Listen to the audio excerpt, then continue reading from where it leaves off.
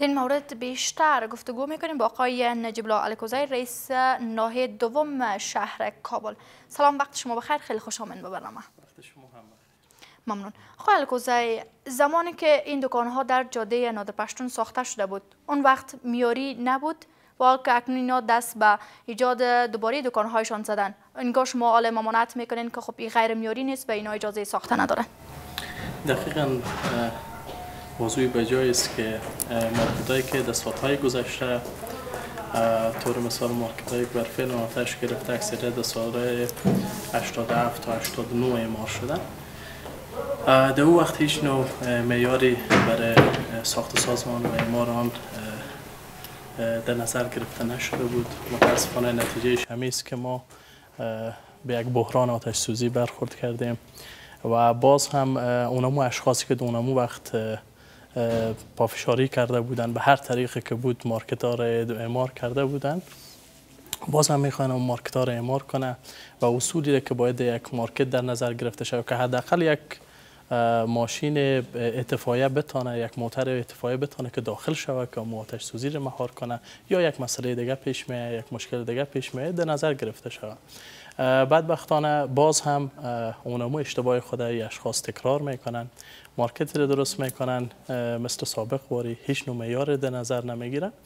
هدف اساسی است که همکاری دولت در قسمت ازی که همین اشخاصی که متضرر شدن باز هم در آینده به می تو یک فاجعه ما برخورد نکنیم، است که باید منتظر بمانند. خب چرا در زمانی که این مارکت وجود داشت شما مراجعه نکردین؟ از اینا نخواستین که اینمی حداقل باید میاری ساخته شود دوباره؟ اکنون که آتش سوزی شده و کاملا این مارکت ویران شده، حال شما میگین که غیر میاری است؟ بدبختانه در کشور عزیز ما شما همین یک عرف شده. یک حادثه تا صورت نگیره کسی متوجه نمیشه که چی مشکل است.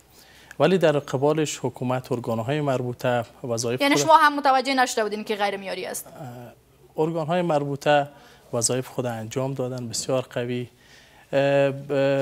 اتفاقیه ریاست اتفاقیه برنامه‌های خود داشتن پیش از پیش در سال 96 ارزیابی خود آسیب پذیری مارکت کی مارکت انی مسائل باید صاحب مارکت، مالکین دکاکین در نظر بگیرن که در آینده آتش سوزی در صورتی که صورت میگیره باید مهار شود. متاسفانه استعزاری خودمون دکاندار را داده بودن، شستای خودم مانده بودن که ما انمی تسهیلات و انمی امکانات ایجاد میکنیم.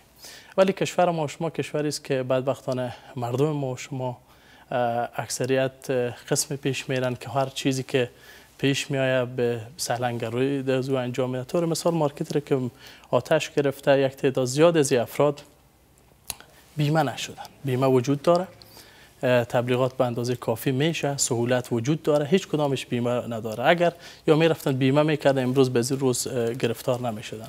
امی اشخاص در وزارت مالیه یک تعداد زیادشان بالاتر از 1 لک 2 لک دلار سرمایه داشتن، نشان دادن 2 لک افغانی و امروز نتیجه شما میبینیم که در بسیاری مسائل صحبت‌هایشان ضد و نقیص است. ولی باز هم حکومت یک قسمت سهلنگاری شاید از طرف دکانداران باشه، اما یک قسمت دیگر کار برمیگرده به شما. شما اینجا مسئول هستین، چرا اجازه دادین که این مارکت ایجاد شود؟ به ویژه شهرداری کابل که این مارکت ها ایجاد شد، اکنون آتش سوزی شده. خیلی جالب است که اکنون بگین که خب غیر معیاری است و مانی کار ساخته شوین. صحبتتون دقیق است. همیشه میگه چرا ایجاد شده. بله. وقتی که ایجاد شده در اون زمان متاسفانه شهروالی کابل هم مثل دیگه ارگانا در شروع بعد از حکومت انتقالی هیچ نوع قانونی در اونجا رعایت نمیشد. متاسفانه هیچ نوع معیار در نظر گرفته نمیشد. یعنی مردم اکنون قربانی همین عدم ظرفیت در شهرداری کابل شدن.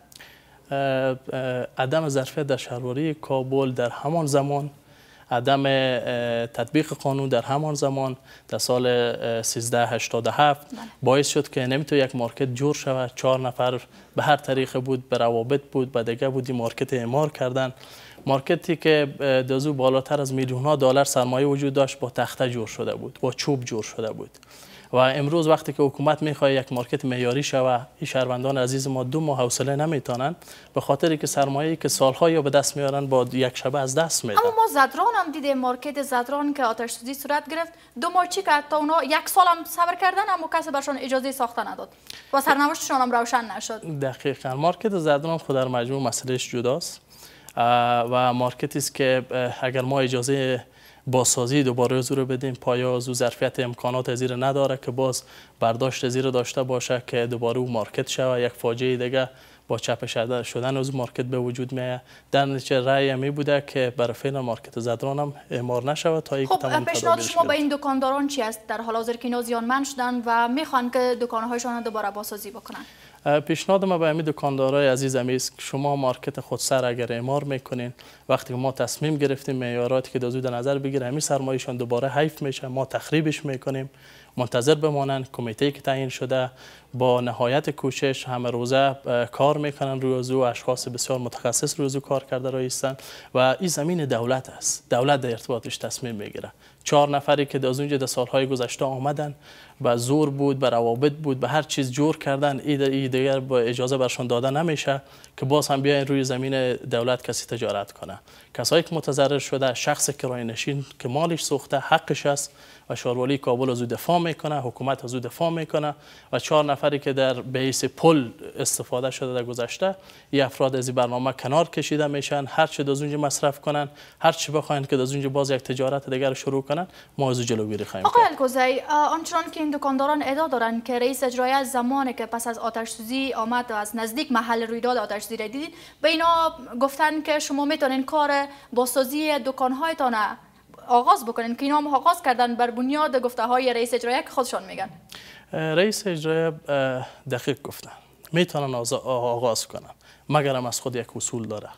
یک اصول داره، یک ساختمان که اعمار میشه این نیست که 4 تا گلکار ما جمع کنیم بریم یک ساختمان جور کنیم باز میلیون دلار از سرمایه عزیزای ما، تجارای عزیز ما دمی شرایط باز با یک شبه با خاک یکسان شود و او مارکت جور خواهد شد.